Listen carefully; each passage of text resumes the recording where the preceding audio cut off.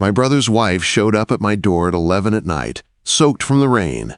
Mascara streaked down her face and said 5 words that split my life in 2. "Just one night, please." For a second, I could not move. I just stood there with my hand on the doorknob, staring at the woman I had introduced to my brother 4 years ago. The woman I watched walk down the aisle toward him. The woman I had forced myself to stop thinking about in any way that wasn't my brother's wife. Vivien. She stood in my hallway like everything holding her together had finally snapped. Her clothes clung to her, her hair was plastered to her cheeks, and her hands were shaking so badly she had to grip the strap of her purse just to keep them still. She was not trying to seduce me. She looked like someone drowning who had finally stopped pretending she could swim. My name is Ethan Mercer. All my life, I've been the one who steps aside. The calm one, the fixer. The guy who holds the flashlight while someone else takes the credit. When I met Vivien at a company event years ago, something in my chest woke up. I did not know what to call it, but I knew it was dangerous.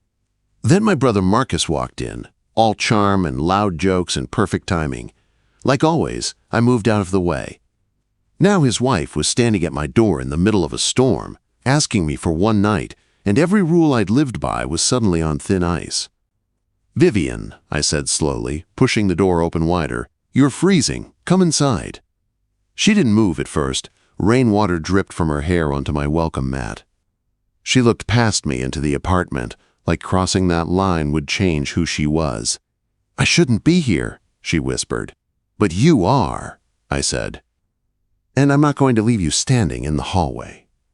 I reached for her hand. Her fingers were ice cold. When I wrapped my hand around hers, something in her finally gave way. She let me pull her inside.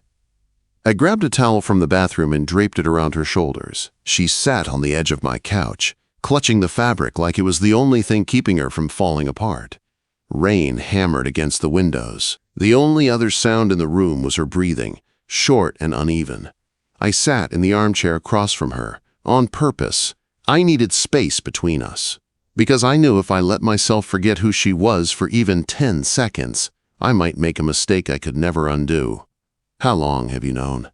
I asked quietly. She did not pretend to misunderstand. That told me everything.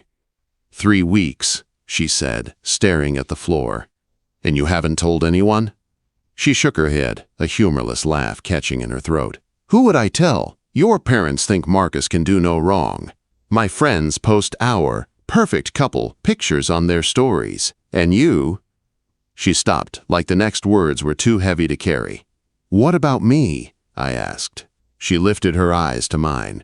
There was 4 years of silence in that look. "You're the only one who ever really saw me, Ethan, even when Marcus didn't." The words hit so hard I had to look away for a second. I thought about all the dinners where Marcus talked over her. All the times she laughed at one of my dry comments and he didn't even notice. All the times I told myself I was imagining the way her eyes stayed on me a little too long. I hadn't imagined anything. But she was my brother's wife. "Tell me what happened," I said. "Tonight. Why now?" She pulled her phone out with shaking hands and opened an app. There was a map, a little pin dropped on a resort in Miami. Then she slid to a text thread. The name at the top wasn't hers. Brittany. "I tracked his phone," she said, her voice flat and tired. "He told me he had a conference. There is no conference, just her. And a resort he's been sneaking off to for 8 months. I read a few messages and felt my stomach roll. Pet names, plans, lies typed out in my brother's voice. 8 months, I repeated. She nodded. "I found out 3 weeks ago. I moved into the guest room that night. He hasn't even asked why. He just kisses my cheek and tells me he's tired." Her jaw trembled. "I haven't really slept since," she said. I lie there staring at the ceiling, wondering what I did wrong. If I had been prettier, more fun, less serious, if I'd worn different clothes, said different things, maybe he would have stayed. "Vivien," I said, my voice rough, "this is not your fault." "Then why does it feel like it is?" Quote. Because that is what betrayal does, I thought. 2 years earlier, my ex-wife had left me for someone more exciting. I spent months tearing myself apart, trying to find the crack in me that made her walk away. It took a long time to understand the truth. People who need to run will run, no matter how solid you are. It feels like your fault, I said, because when someone you love cheats, it messes with your head. But the problem is not you. The problem is him. Tears slipped down her face, silent and steady. I just wanted one night, she whispered. One night where someone looked at me like I mattered. One night where I wasn't invisible. That's why I came here. She stood up suddenly and crossed the small space between us. Now she was right in front of my chair, close enough that I could see every crack in her mascara, every red line in her eyes. Just one night, Ethan.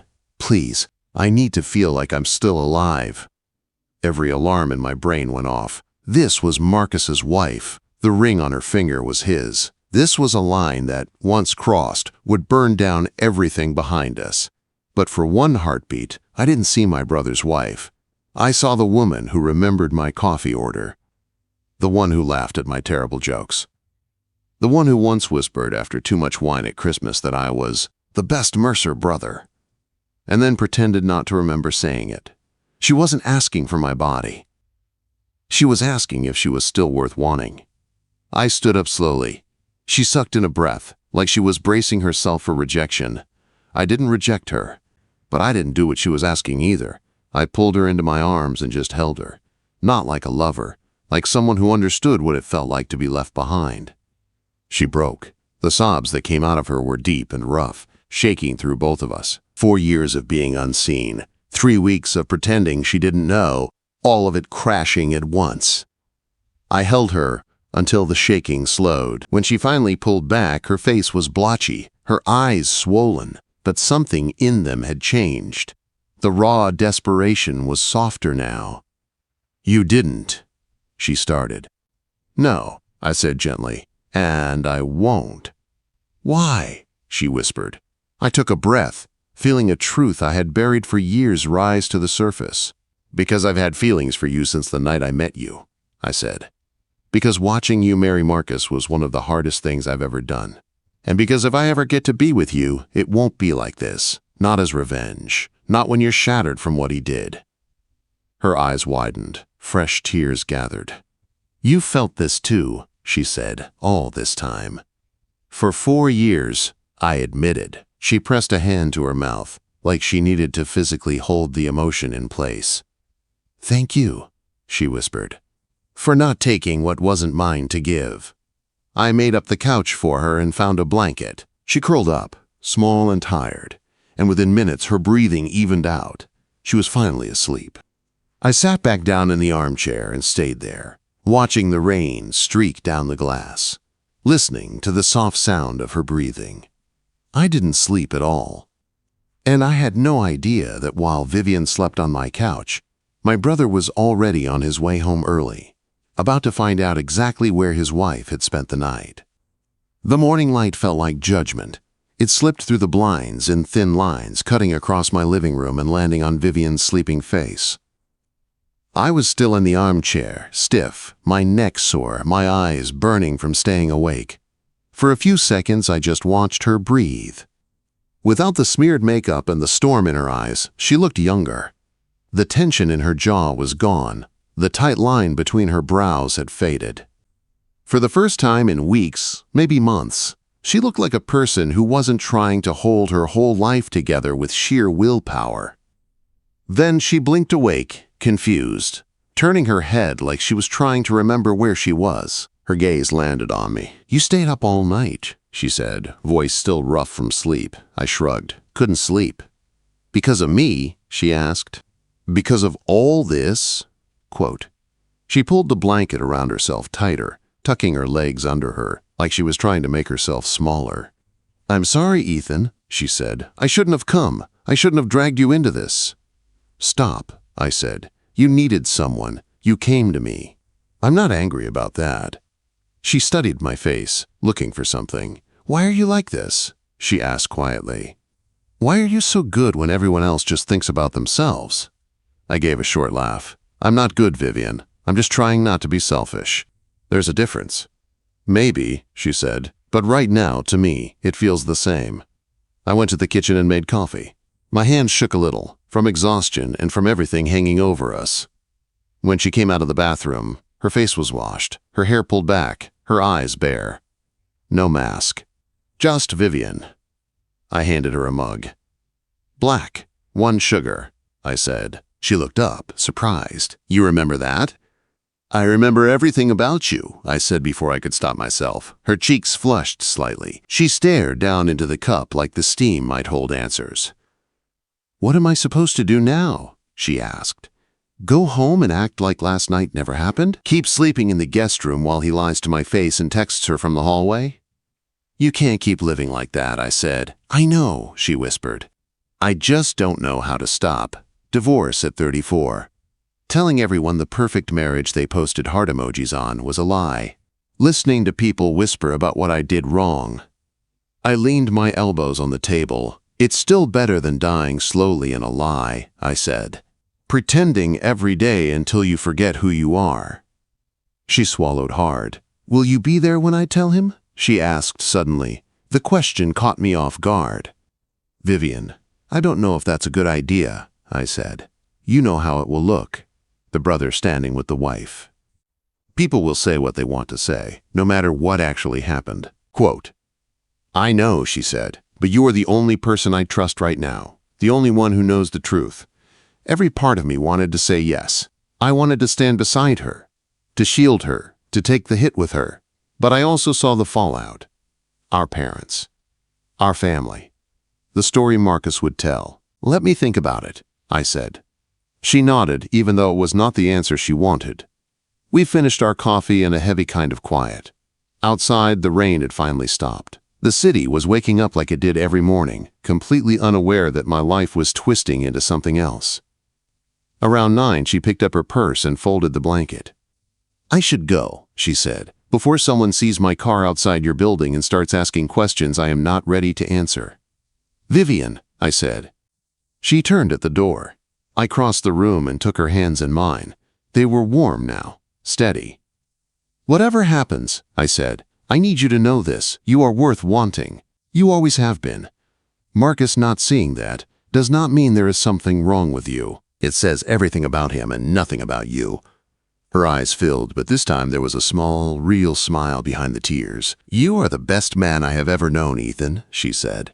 I am just a man trying to do the right thing, I answered. Half the time I am not even sure what that is.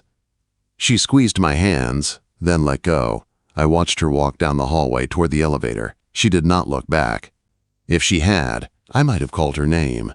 I might have asked her to stay. But she kept walking, so I let her go. 3 hours later, my phone rang at my desk, and the thin layer of calm I'd built shattered. Marcus. I stared at his name on the screen, my pulse pounding, then swiped to answer. Hey, I said. Where is she, Ethan? His voice was low and cold, with a sharp edge underneath. My spine went stiff. What are you talking about? Do not play stupid, he snapped. I came home early this morning. Vivien was gone. Her car was still in the driveway. So, unless she decided to walk off into a storm for fun, something happened. I said nothing. I checked her phone location, he went on. She turned it off at 10:30 last night, but I saw the last ping. Your apartment building. She was at your place, Ethan. My wife was at your apartment all night. I closed my eyes for a second. Let me explain, I said. Explain what? He shouted. Explain how my wife ends up at my brother's place in the middle of the night and does not come home until morning. What exactly do you think can make that look innocent? Nothing happened, I said, keeping my voice calm. Right, he said. Nothing happened. She just appeared at your door, soaked and crying, and you what? Talked about your feelings until sunrise? She was upset, Marcus, I said. She needed someone. And that someone had to be you, he snapped. My own brother. I heard something else under the rage, fear. The fear of a man whose secrets were finally catching up. What did you do to make her that upset? I asked. What drives a woman to leave her house in a storm and show up at her brother-in-law's door? Silence. That is none of your business, he said finally. It became my business when she cried in my arms for 3 hours. I shot back. There was a longer pause this time. "I'm coming over," he said. His voice had dropped to something hard and dangerous. "We are going to talk about this face to face." "Fine," I said. "I'll be at my apartment." He hung up. I stared at my phone, knowing the next few hours could blow my relationship with my brother to pieces. I did not even have time to stand up before it rang again. "Mom." I felt dread settle in my stomach like a stone, I answered. "Hey, Mom."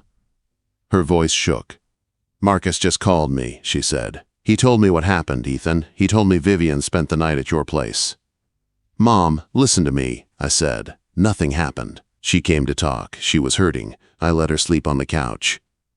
"That is not what Marcus said," she replied, and now she was crying. "He said you betrayed him. He said he cannot even look at you."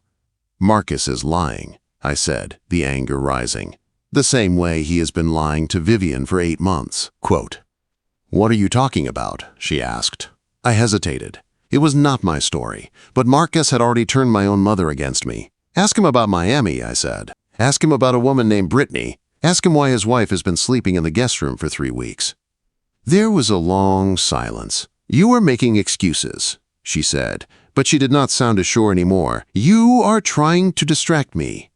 "I am telling you the truth," I said. "Just wait until you hear Vivien's side before you decide who to believe. That is all I am asking." She exhaled slowly. "Your father and I are having you both over for dinner Sunday," she said. "You, Marcus, Vivien, if she comes. We are going to talk about this as a family." "Okay," I said. "And Ethan," she added, her voice breaking, "if I find out you are lying, if you really did what Marcus says you did, I do not know if I can forgive you." That hurt more than anything Marcus had said. "I understand," I answered quietly. When the call ended, I sat in my silent office, staring at the phone in my hand. I had done the right thing. I had kept my hands off my brother's wife. I had held a line that almost broke me. But right now, none of that mattered. Marcus had spoken first. He had written the story. And I was the villain in it. Sunday felt like a sentence waiting to be read out loud. The whole day had a weight to it. I woke up early even though I had barely slept. My chest felt tight. I kept thinking about every version of the conversation that could happen, and all of them ended badly. By late afternoon, I could not sit still anymore. I drove to my parents' house with my hands wrapped so tight around the wheel my knuckles were white. Their house looked the same as always. Same white siding. Same front porch. Same flower beds Dad took too much pride in. But walking up the steps, I did not feel like a son going home. I felt like a witness walking into a courtroom. Mom opened the door before I could knock.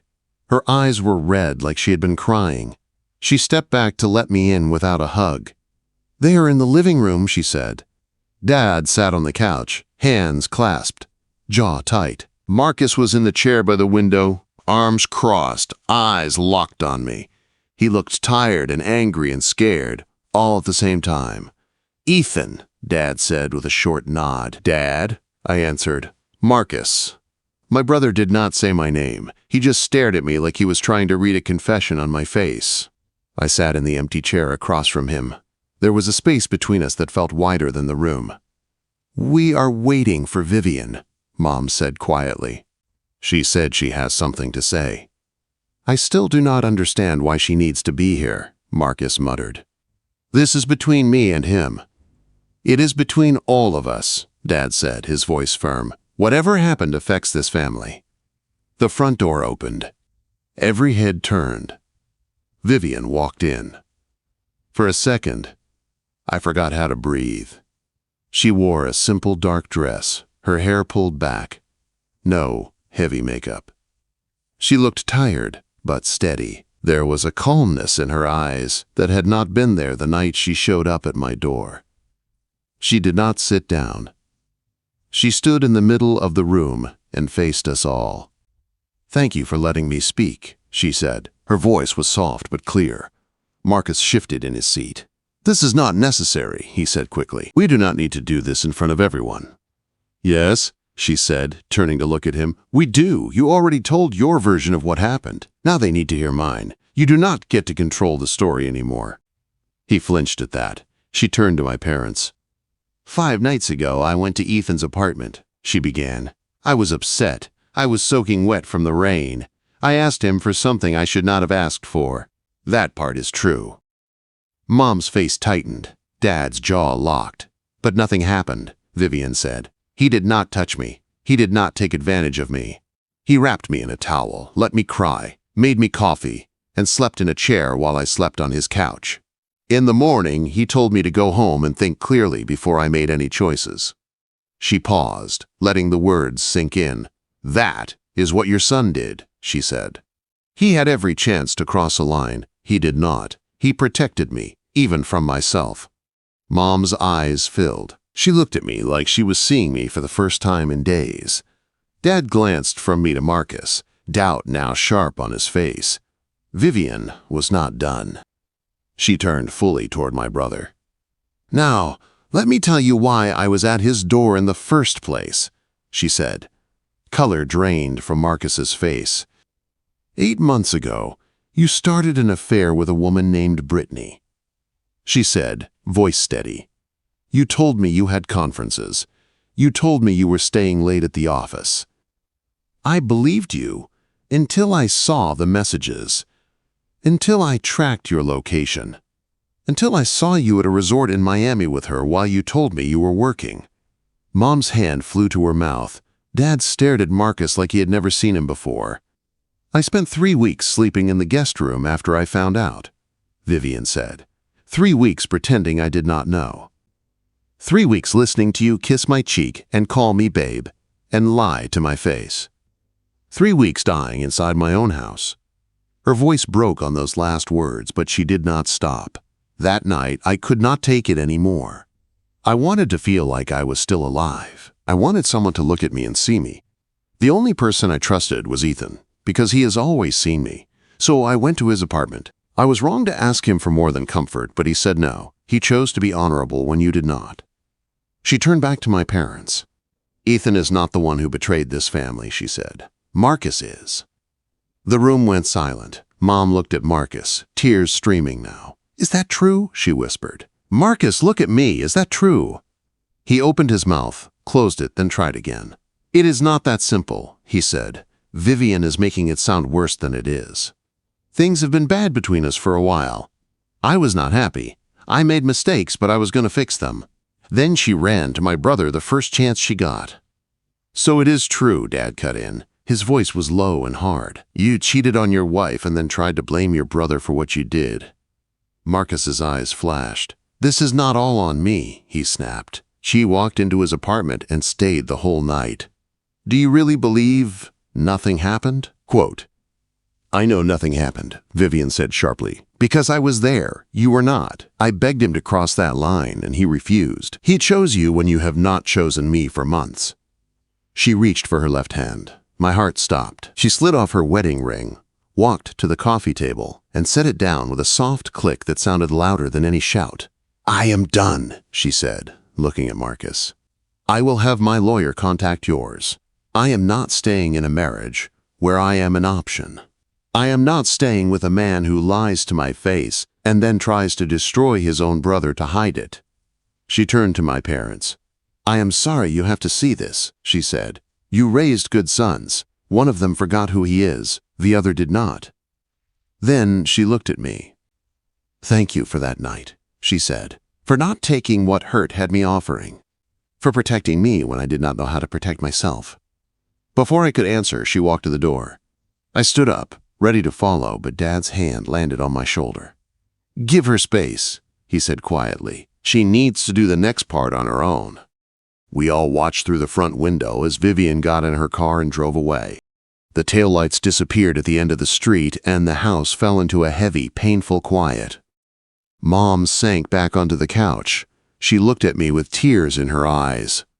I am sorry, she whispered. I am so sorry I doubted you.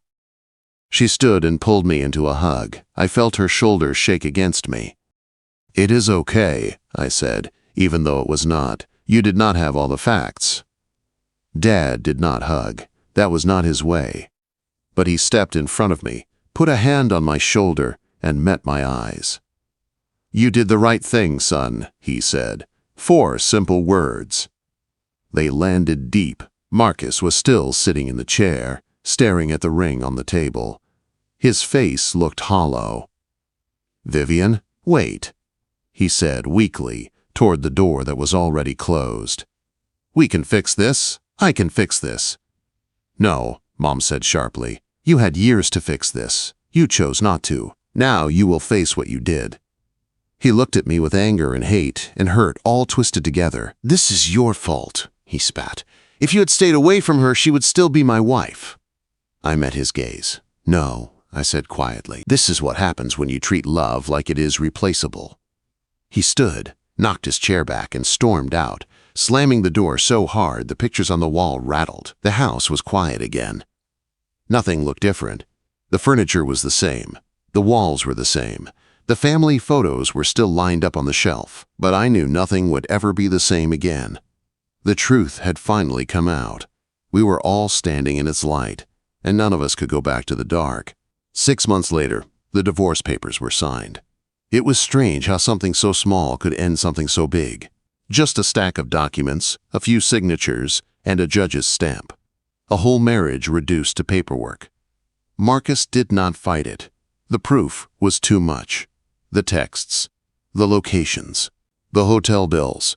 He knew dragging it out would only make him look worse, and his pride could not handle that. He married Brittany 3 months after the divorce. I wish I could say I was surprised, but I wasn't.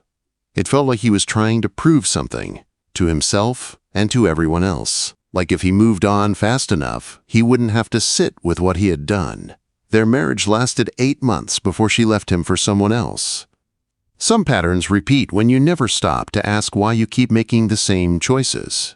Vivien moved into a small apartment downtown after the separation.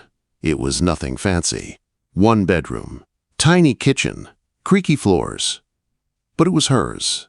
No guest room, no lies sitting on the couch pretending to watch TV. She started therapy. She joined a book club. She took a pottery class for a few weeks, then quit when she realized she hated clay under her nails. She reconnected with old friends she'd lost while trying to keep up the perfect wife act. She laughed more, stood straighter. Slowly, the light came back into her eyes. I gave her space. People think that was easy. It wasn't. Every part of me wanted to show up with takeout and bad jokes and be the person who fixed everything. But she did not need a rescuer. She needed a chance to learn she could stand on her own. So I didn't push. We talked every few days at first. Then it became every day without us even noticing when the shift happened. Some nights we were on the phone for hours. We talked about stupid little things, like how she burned her attempt at homemade lasagna, or the old couple who lived down the hall from her who argued about game shows. Other nights we talked about heavier things. Fear, shame, starting over. We did not talk about Marcus much. That part of the story was over.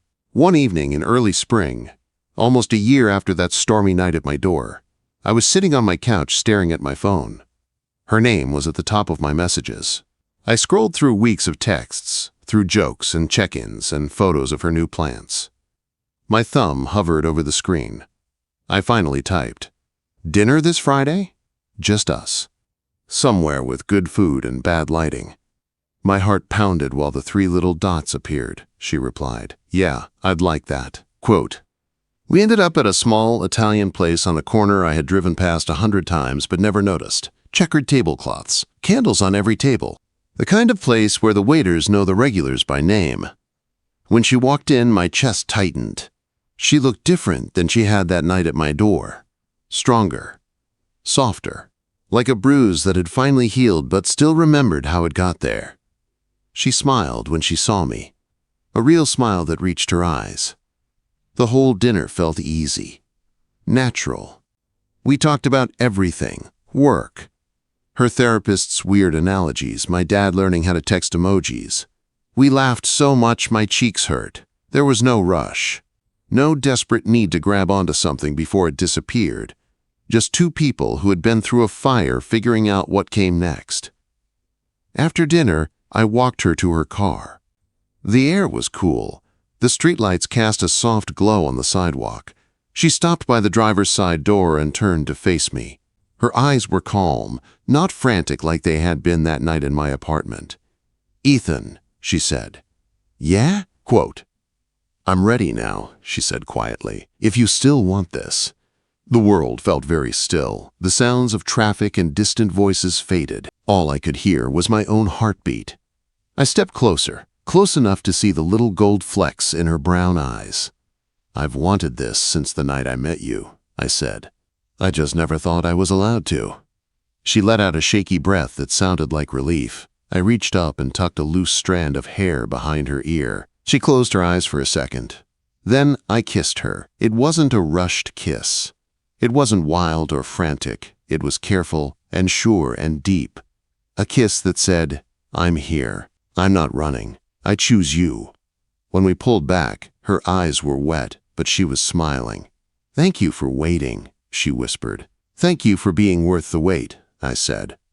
1 year later, we were standing on the balcony of our shared apartment, the same building where she had once shown up soaked from the rain on the worst night of her life. The same balcony where I had stood alone so many times, wondering if doing the right thing would ever be worth it. Now she was leaning back against my chest, my arms around her waist, while the city lit up below us. "Do you remember what I said that night?" she asked. "Which night?" I asked. "There were a lot of nights." She elbowed me lightly. "The night I showed up at your door," she said, "before everything came out, before the truth, before the divorce." Before us.